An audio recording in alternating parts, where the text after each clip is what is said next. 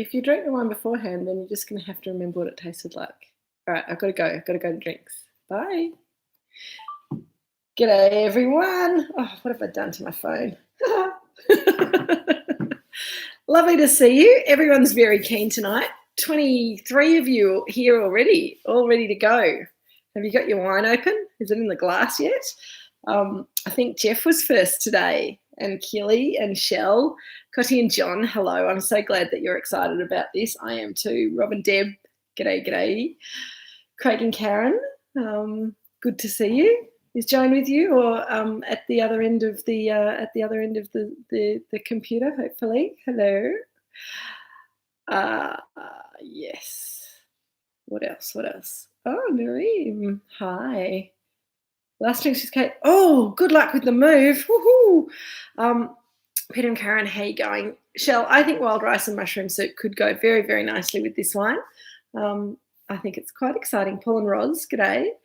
Matt, hello. Sharpie and Rod, good to see you. Anne, good to see you too. Who else is here? Alison. You're waiting for me to pour? Well, let's get into it then. Hello, Sam and Paul. Good to see you. Angela, oh my God. There's no duck on the lid. I know, it's a black capsule. So, yes, that's pretty hardcore. In fact, and I know I've been banging on about this in my last 2 or 3 emails. Hello, Daryl and Sue. Hello, Kenneth. How you doing? This 2004. Hello, Paul. How you doing? Kay, great to see you. 2004 Estate Pinot Noir.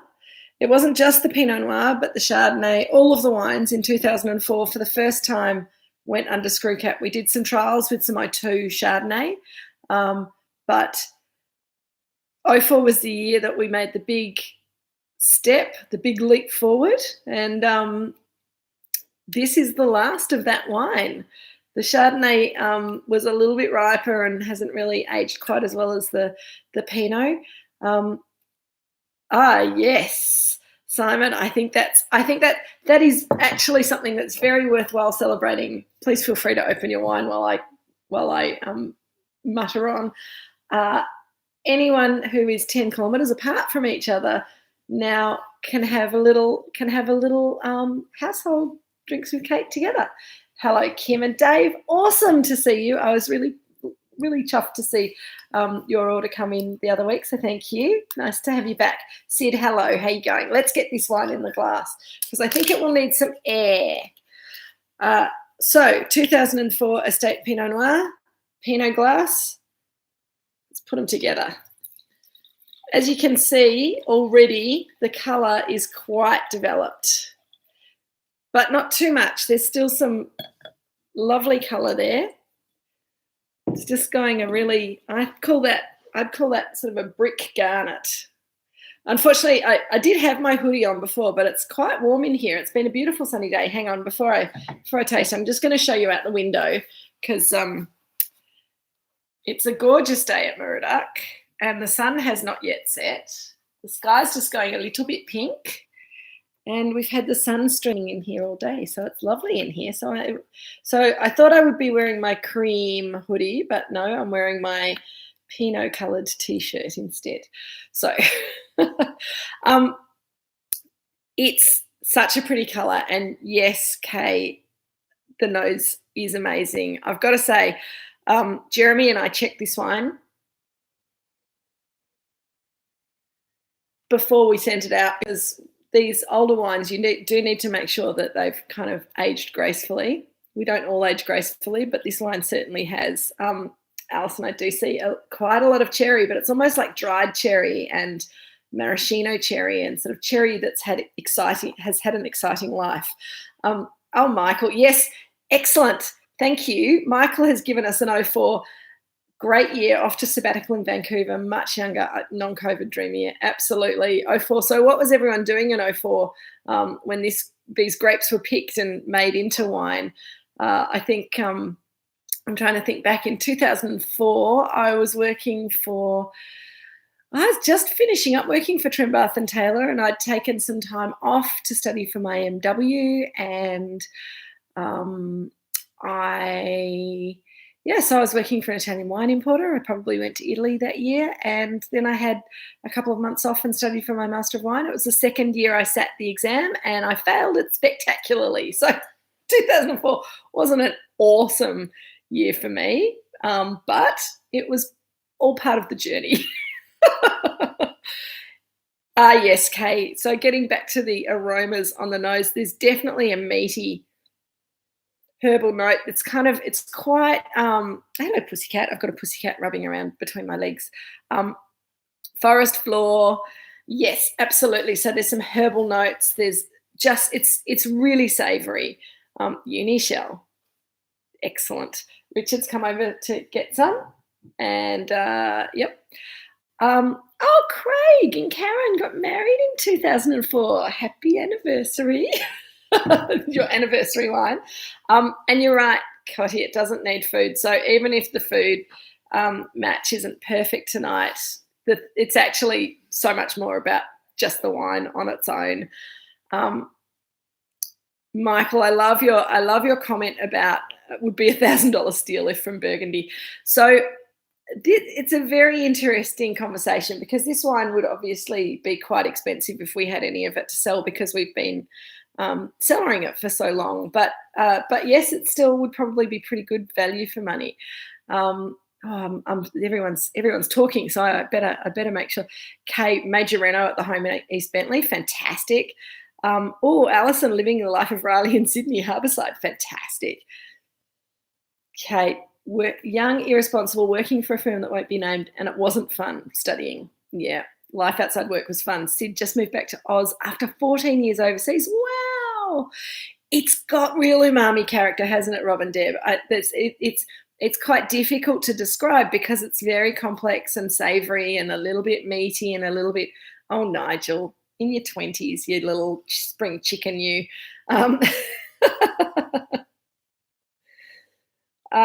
And those aromas are going to keep changing as we swirl it in the air and it opens up. So keep it moving, drink it slowly, sniff it slowly, let all of those aromas evolve and kind of just break over you and just absorb the whole pleasure of what this wine is all about.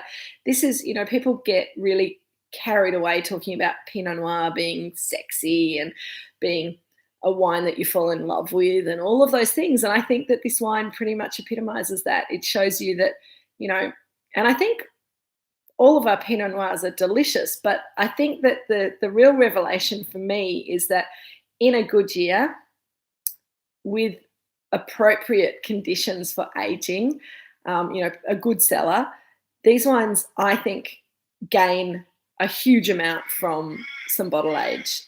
This wine is probably getting towards the end of its evolutionary stages, but it's not just hanging on in there in any sense of the word. It's got lots going on.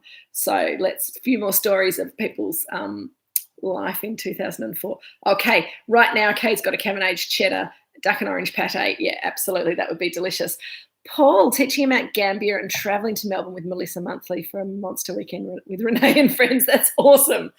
Living in Sydney, Nigel. Yes, I remember you telling me about that. That's fantastic. That sounds good, Alison. Bit of duck plum Shiraz pate going on.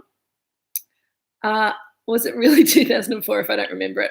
I think probably. That's a good question.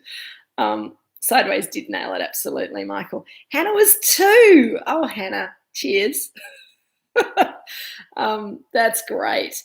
What is the oldest Moorooduc we have in the cellar? The oldest Moorooduc wine that we have in the cellar is the first Cabernet that we made. I think we've got 1 or 2 bottles of that left, and that was in 1986. Got my little memory banks over there so we do have a couple of bottles of that. Dad opens one every now and again, and I know that he's nearly at the end of his stash, but they're still hanging on in there really well. We made a tiny bit of Pinot in 87. We made some Chardonnay as well. Those wines, though, they haven't stood the distance. So, I think it's not just.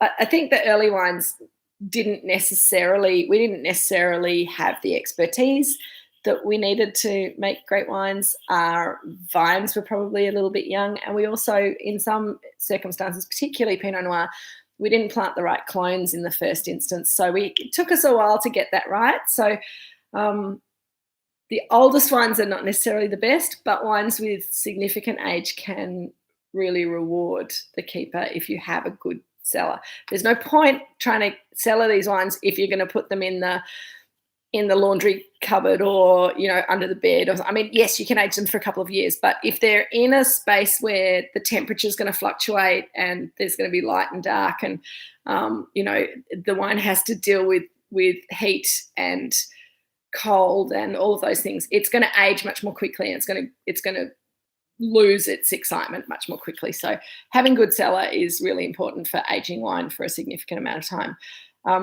Samantha, bought your first house and Finn was 1 year old, now 18. Well, yeah, this wine is 17 years old. So, you know, it's almost grown up.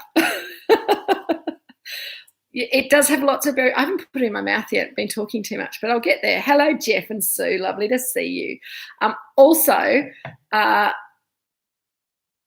What?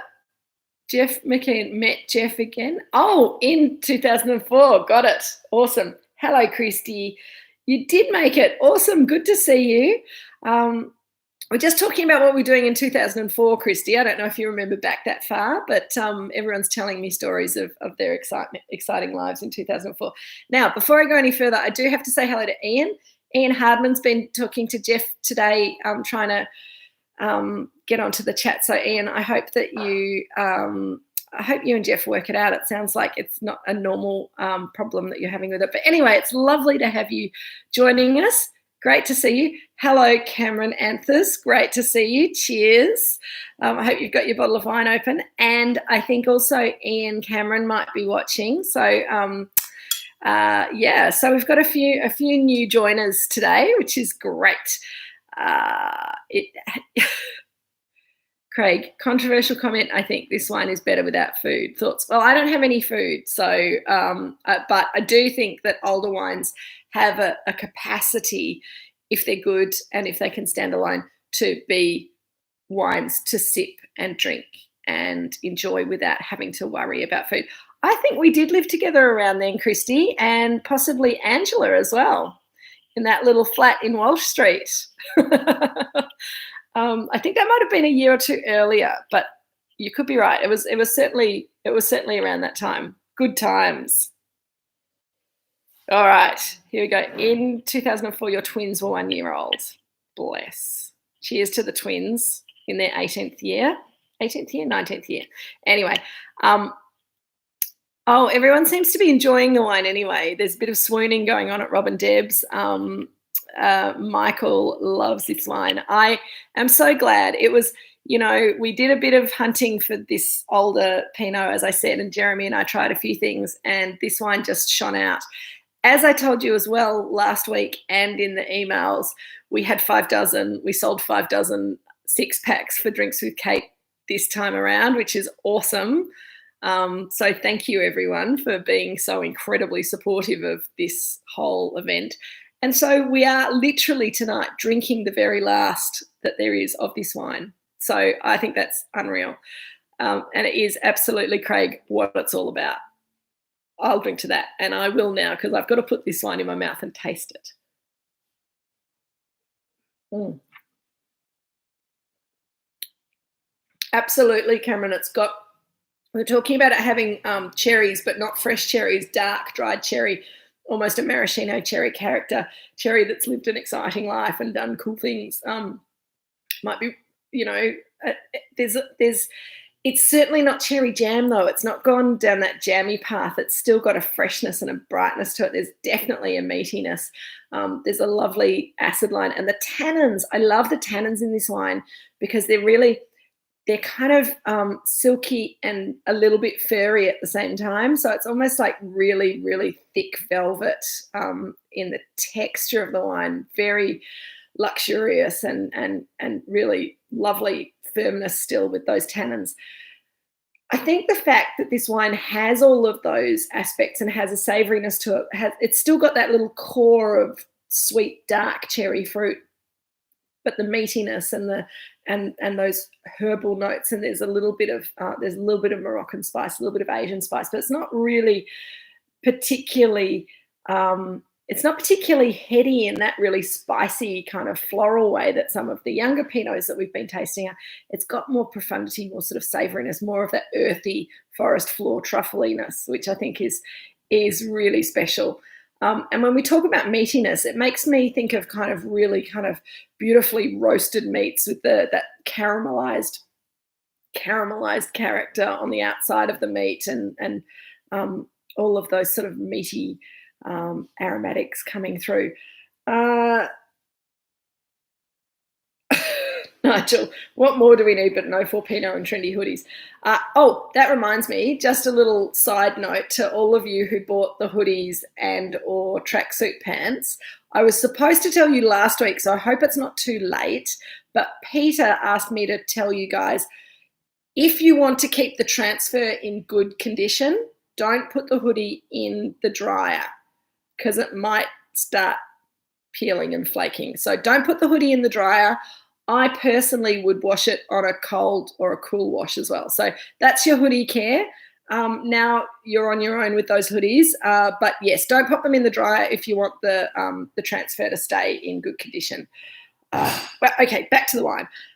Sid has asked if 2004 was a hot year because it's 14% alcohol. Now, I should have looked that up and I didn't, and I'm hoping that my brains trust over on the other table, who's got a beer in one hand and a glass of Pinot in the other, might be able to tell me. Brains trust, 2004? I'm pretty sure it was a hot year. He's pretty sure it was a hot year. Not too hot, because a warm year. So you've got some nice ripeness, but you've got that sort of dark fruit. The wine's obviously had enough time for the fruit to ripen slowly enough that it's held that acid structure and the tannin structure is firm, and you've got those really dark fruit characters. So the dark fruit, the dark cherry character, I believe comes from a slightly longer, slower ripening period, whereas in the really warm years and things, the things that in a really warm year, then we often get slightly more red fruited characters because we're picking, it's ripening faster, and so the fruit is not able to develop as much sort of darkness and savouriness in the flavour profile, if that makes sense. I got kind of distracted halfway through that sentence by Reggie flying up onto his wall. Some of you saw him. It's back to that time of year again.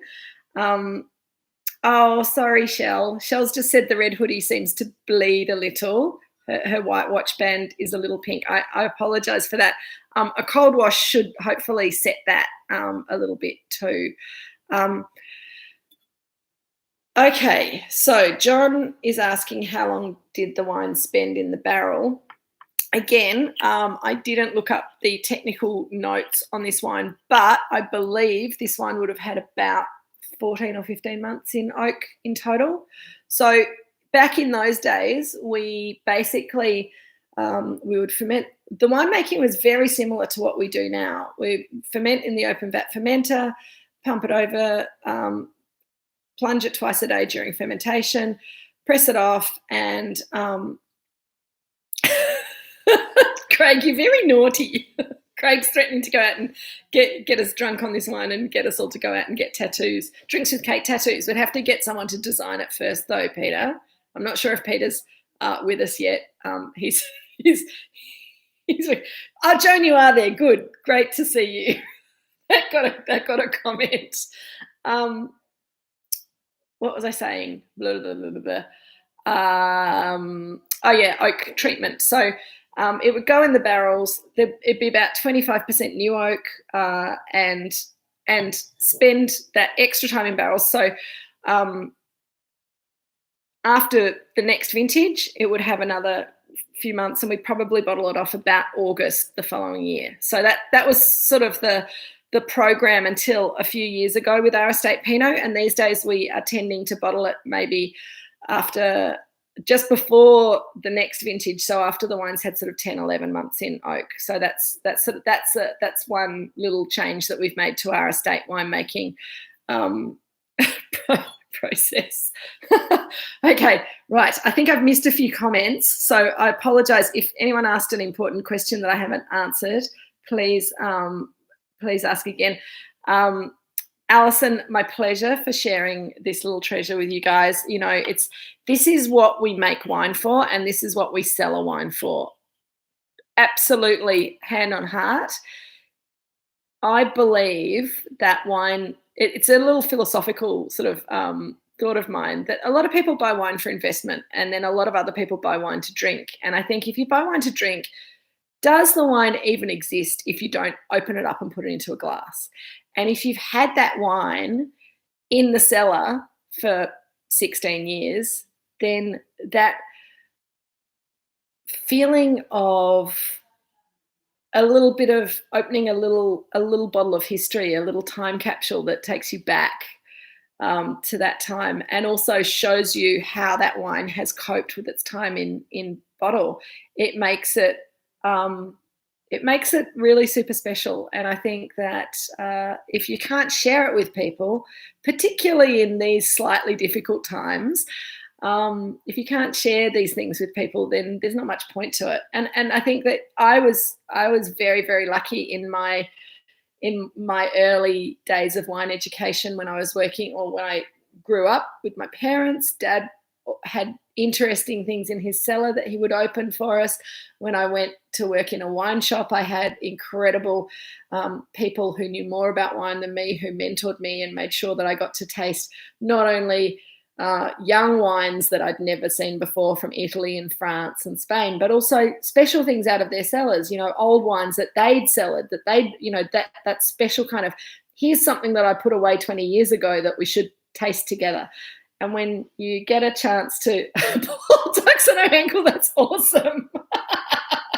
I like it.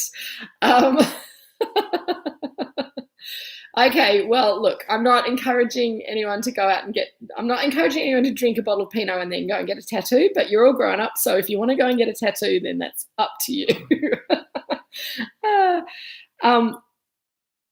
Joan, I'm so glad that you are also enjoying this wine, and good on you, Craig, for making sure that Joan had some too. I think that's very important. Oh. Well, Paul, I'm glad that this is your all-time favourite. It is a pretty special wine. And, you know, and the other thing that I was going to say is that we were not ever very good at holding back wine to show to people later on. So it was quite a miracle that we had 6 of this wine, that we just happened, probably, I don't know if Jeremy was on, he'd be able to tell me because he was involved. But we had a whole lot of wine down in the cellar that eventually we just went, you know what, let's just pile it up on some pallets and wrap it up and put it away, and then we'll come back to it later. And we went through it and we checked it to see what was looking like it would continue to improve, and the things that were past it we got rid of it. The things that had potential to keep getting better, we put away. And this was in one of those mixed pallets. And those were the pallets that we pulled apart to make this box of 6 wines for you guys. So it's really cool.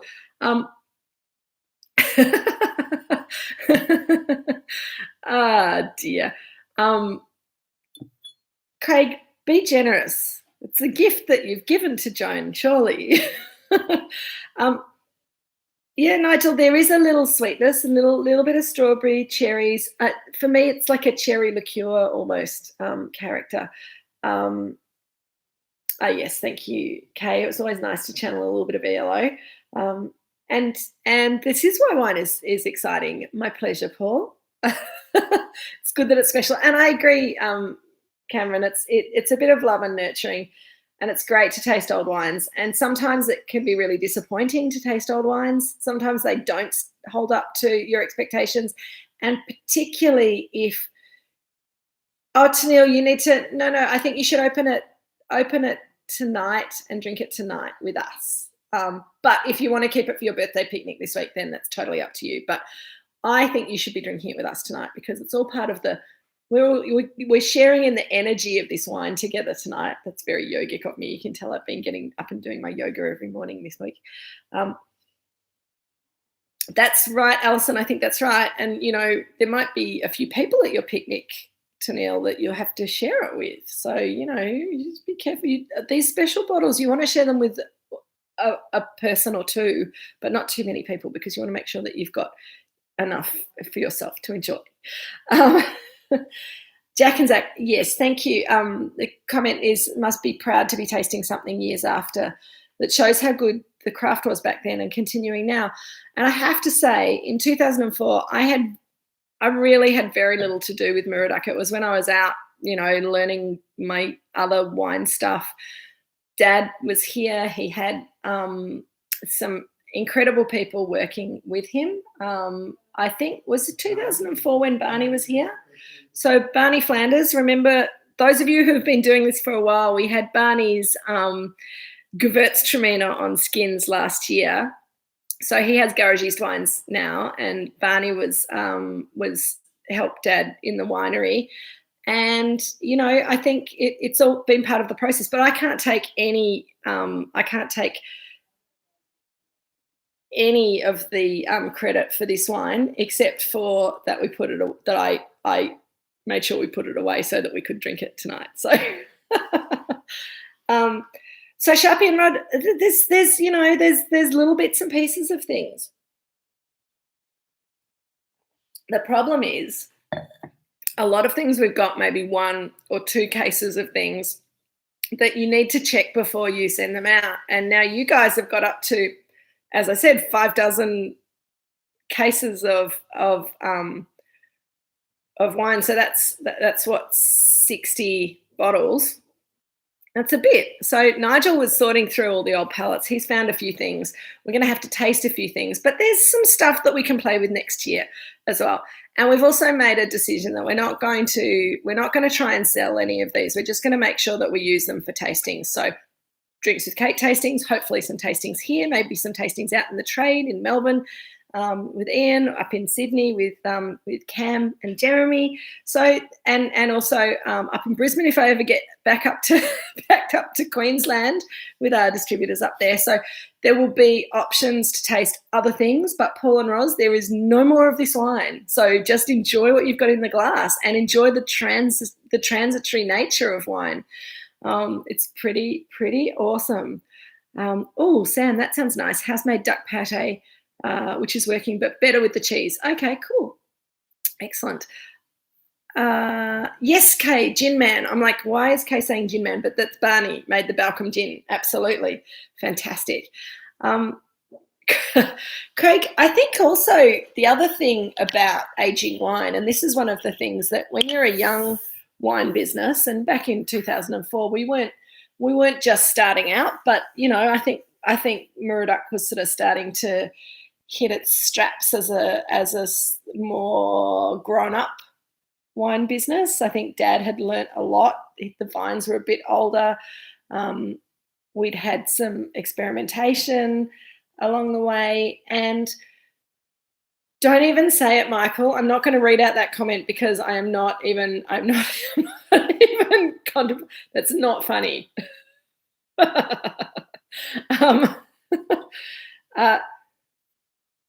But when you're a youngish wine business, then you need to sell what you can to get the money back to be able to afford to grow the grapes and make the wine for the next year. So it's quite remarkable that we have any yes, exactly, Michael. You're in the corner now. I think we'll get back to this ephemeral joy of this wine. Thank you, Simon. Couldn't have said it better myself. And I hope that, I know when life gets back to normal and people can be out and about and stuff, then Drinks with Kate will be less needed by as many people, but hopefully we'll be able to get together online and maybe even in person sometimes to explore some of these older wines from time to time. I think it would be good.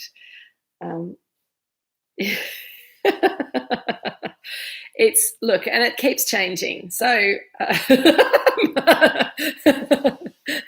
good Good one, Michael. I think you just kind of touched a little nerve there. Maybe too soon. Dear. I don't know if anyone watched last night on SBS Viceland. There was a documentary about comedy in America after 9/11, and it was called Too Soon, and it was really interesting actually, thinking about how people how the comedy business got back up on its feet after 9/11, and how people were able to start making jokes again. And I think hopefully we'll be able to joke about lockdown and these last couple of years fairly soon. Thank you, Matt. Yeah, so the other really old wine that we tasted was that old Cabernet, which was also an 04, wasn't it? That last Cabernet that we made. Same vintage. So it must have been a warm year, because it was 06, was it? Richard's corrected me, it was 06. Oh, yeah, Shell. I think, how could you? It's hard to try and be funny when something as ludicrous as Trump being. Thank you, Craig. We'll talk about the wine again now. 06 Cabernet. So, yep. I've been corrected 3 times now.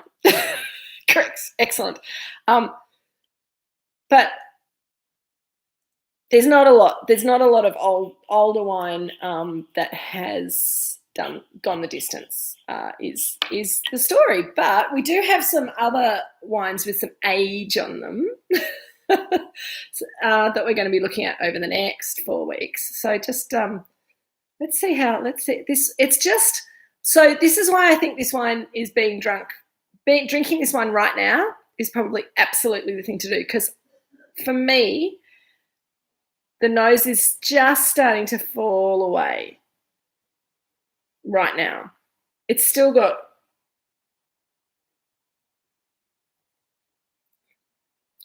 lovely flavour.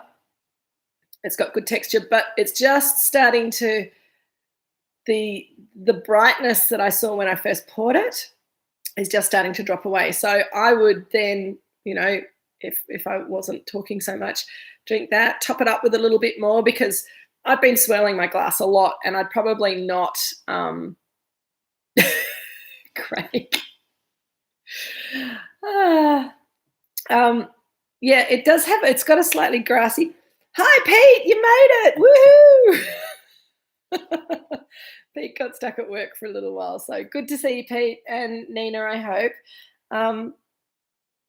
There is a slightly cut grass character. For me, it's more dried herbs. It's sort of dried thyme and oregano and basil, but it is starting to get that dried character, and the cherry fruit is fading away, and it's getting slightly less interesting as it sits in the glass. So it's ready to go. It's a drink it now, enjoy it.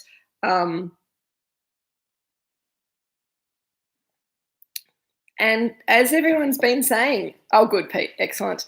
Yeah, if you haven't poured some more in your glass yet, and you're still on the first glass. Oh yeah, Pete, you missed the tattoo discussion. Everyone wants to go and get a Drinks with Kate tat now, so there's another design for you. After it's been sitting in the glass for this long, if you just top it up a little bit. Gosh, that's a leaky bottle again, Richard. Richard's been out in the vineyard. I think he was a bit thirsty. Have we saved some for Jill? You poured some for Jill. Excellent. Well, that's important.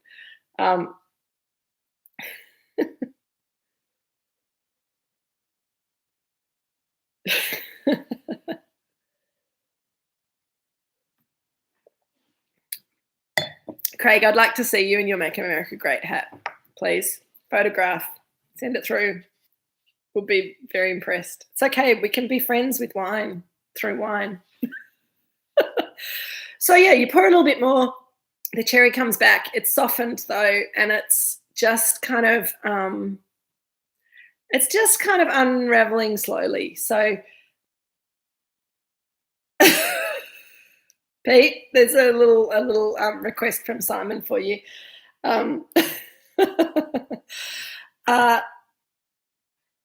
But this wine's just unraveling slowly, and I think it's got that elegance of an older wine.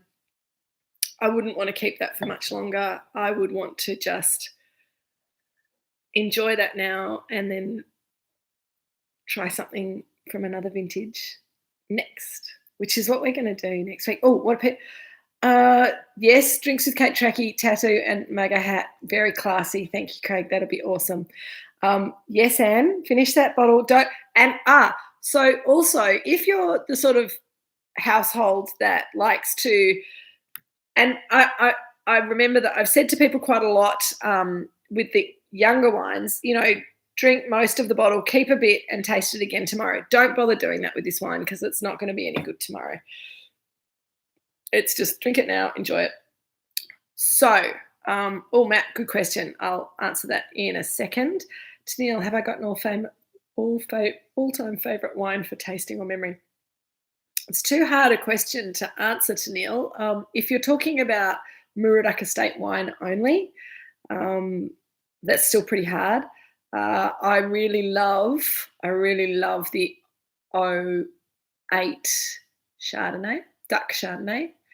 But then the 06 was pretty awesome too, and the 04 was good. So that's like your little sort of there's lots of magical theories about even vintages versus odd vintages. So yeah, anyway.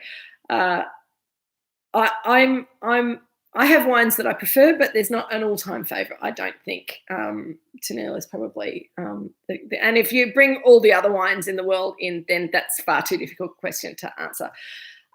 So hang on. Nobody has to get a tattoo. It's okay. It's all right. Tattoos are only for people who want them. So. Matt has pointed out that on the back of the label it says Moorooduc Estate Wild Yeast Pinot Noir 2004.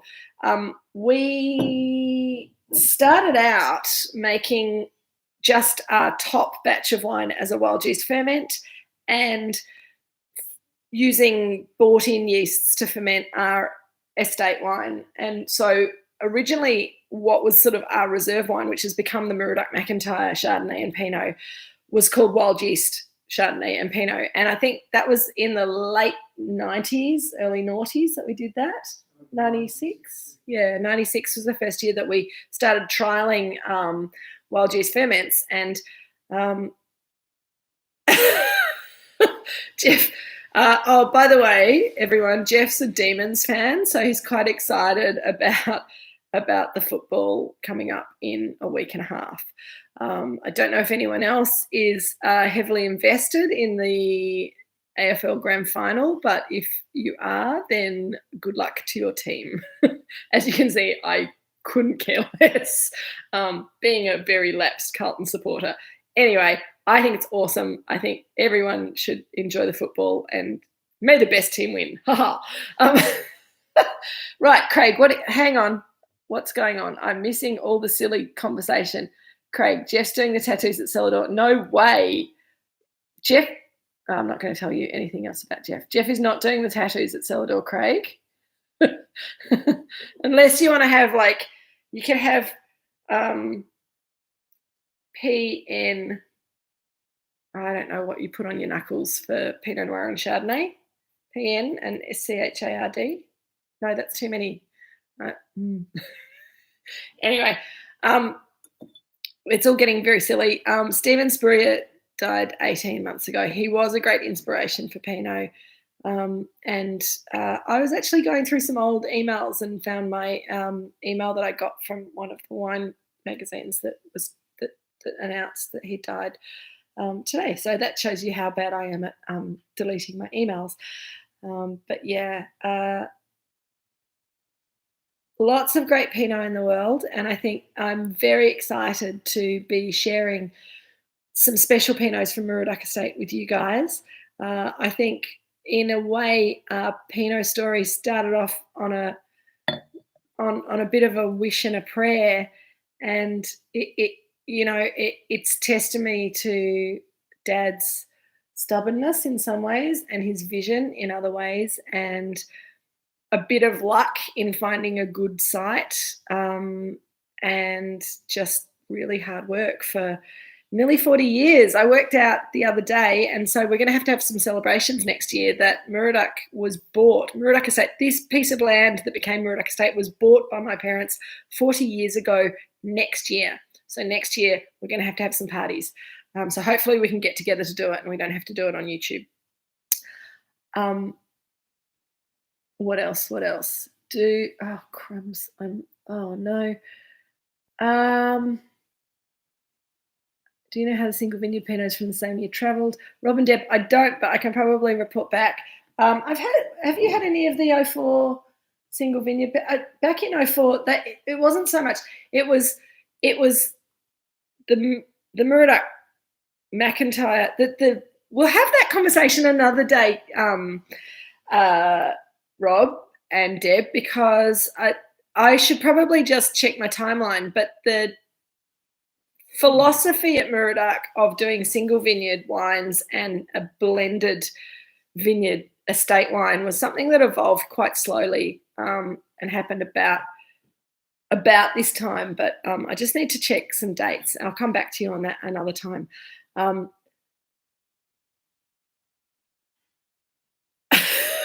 Oh my God, you guys are crazy.